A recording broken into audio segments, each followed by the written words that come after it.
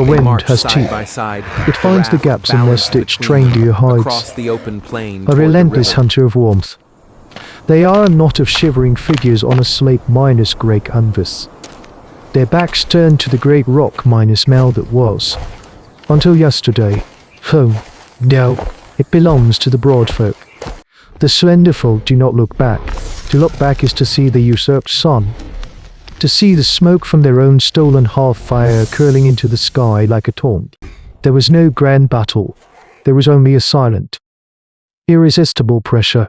The broad folk arrived like a glacier. A wall of thick bone and heavy brow. Their power an unspoken fact of this world. They did not need intricate words. Their presence was a language of its own. In their wake, they left only a discarded flake of flint, a tool of the most Tariant tradition, crude, heavy, brutally effective, a perfect metaphor for its makers. The old woman, her face a roadmap of winters endured, pulls the edge of her cloak tighter around the young mother and the infant bundled against her chest. The child's cough is a small, dry rustle, a sound of terrible fragility in the immense, roaring silence of the tundra.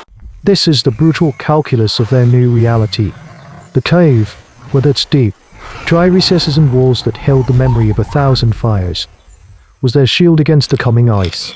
Out here, they are nothing but prey waiting for a predator, be it a cave lion or the cold itself. This moment, an unrecorded tragedy 40,000 years ago, is a pivotal juncture in hominid history, a story told not in words, but in shivering and loss. The hunter, his knuckles white around the shaft of his spear, scans the horizon. He is not looking for game, he is looking for a shallow ravine, a dense thicket of willow, anything to break the wind's assault. His people's advanced survival skills, their sophisticated tools and nimble minds, feel like a bitter joke against the sheer brute fact of their displacement. They move as one, a huddled organism of about 15 souls, a ghost drifting over the frozen earth. The ground is hard, unforgiving, and the vast herds of Pleistocene megafauna that sustain them are now just another danger in a landscape without refuge. A herd of woolly mammoths, distant mountains of shag and ivory, moves along a far ridge, their forms hazy in the freezing air. Once, from the safety of the cave, their passage was a promise of food and tools. Now, their thundering presence only underscores the vulnerability of these early humans, so small and exposed on the endless plain. The hunter points with his spear. A dark line on the horizon promises a small river, and, with it, the chance of a sheltering bank lined with stunted trees. It is a meager hope, but it is the only one they have. They follow. The sound of the infant's rasping breath a quiet, desperate drumbeat marking their march. They are a people of foresight and community. But the question hangs in the frigid air: what is foresight worth when the future is a wall of ice? Days bleed into nights in the miserable shelter of the riverbank. Hunger is a constant, gnawing presence, a cold stone in the pit of every stomach. They have snared a few Arctic hares, but it is not enough. The infant's cough is a wet, rattling edge now, a sound that silences conversation. This is the unforgiving theater of prehistoric life, where a single miscalculation or a turn of bad luck erases a lineage from the story of human evolution. The old woman, the keeper of their memories, huddles with the two strongest hunters in the meager lee of a frozen willow. There are no grand speeches. Their language is a complex and subtle thing, a torrent of soft clicks, guttural whispers, and intricate hand gestures that conveys nuance the broad folk could never grasp. It is in this quiet conference that a desperate gambit is born. They cannot rotate the cave. A direct assault would be suicide, a wave of slender bone breaking against a wall of muscle. But the broad folk have a weakness. It is their strength.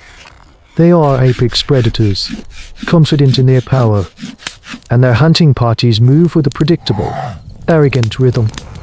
The plan, born of cognitive flexibility, is not to win the war, but to win a single, devastating battle.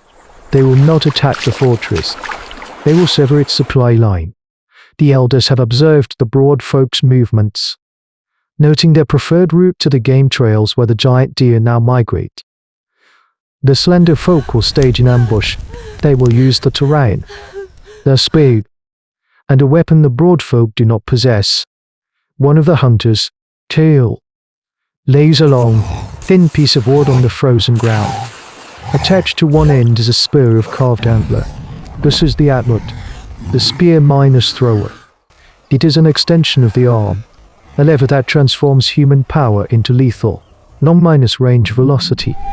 It is a product of a mind that can see the abstract principles of physics and turn them to its advantage, a defining trait of these ancient humans. This is an act of supreme communal trust.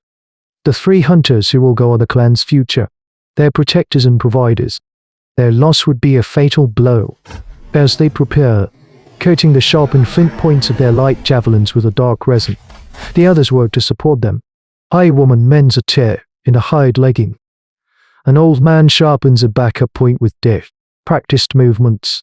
It is an altruistic consensus. The few risk everything for the many. Before leaving, Kale looks to the young mother, his mate, and the wheezing bundle in her arms. No sound passes between them, but the look is a promise, a vow written in the stark language of survival. Then, they are gone, melting into the grey reeds that line the river, phantoms in their own men. For those left behind, the wait begins. Every shadow that flickers, every snap of a frozen twig, is a potential threat. They are now defenseless, their fate resting on three men and a piece of carved wood. A pivotal moment in this forgotten corner of prehistory.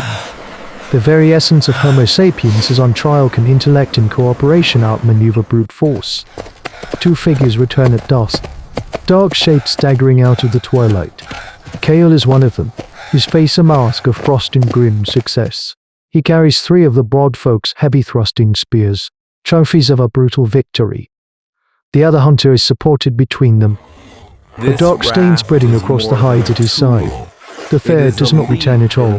There are no cheers. The clan gathers around the wounded man, the silence thick with the knowledge of the price they have paid.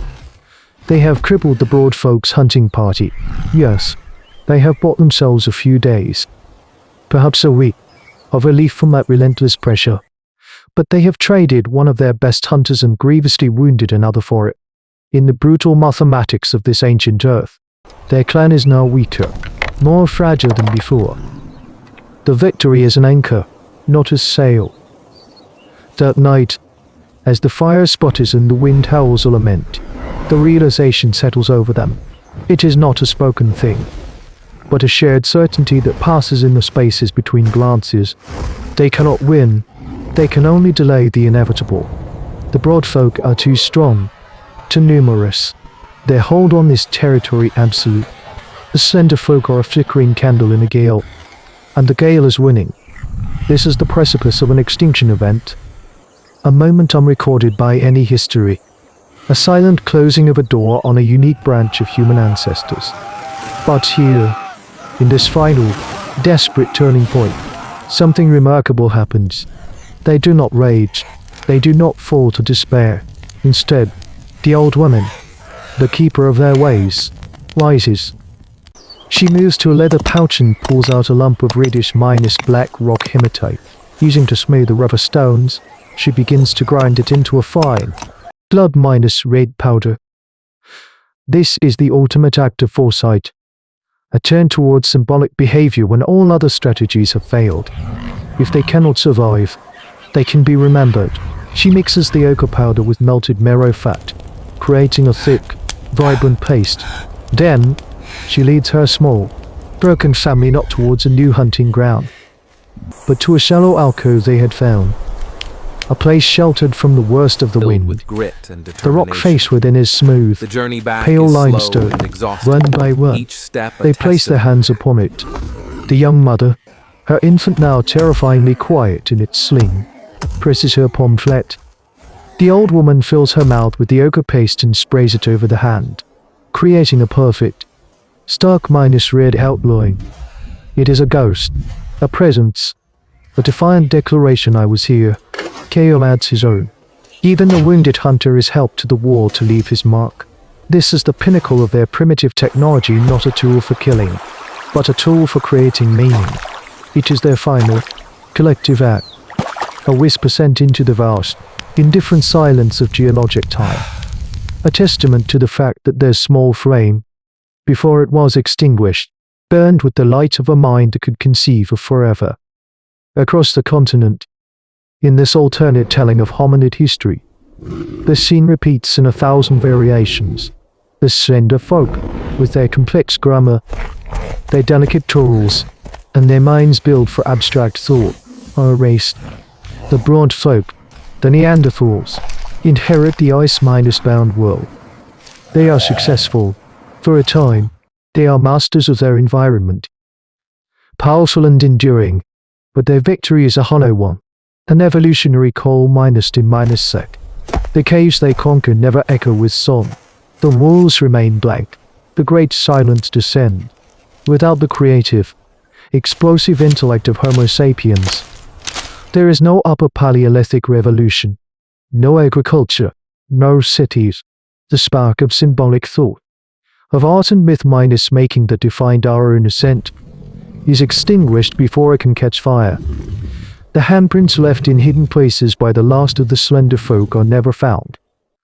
They are simply records of a question asked to an empty future. Their existence a forgotten footnote in the vast library of archaeology. Our own world, with its soaring monuments on digital streams, is built upon the foundation of their success in our timeline. Their survival was our genesis.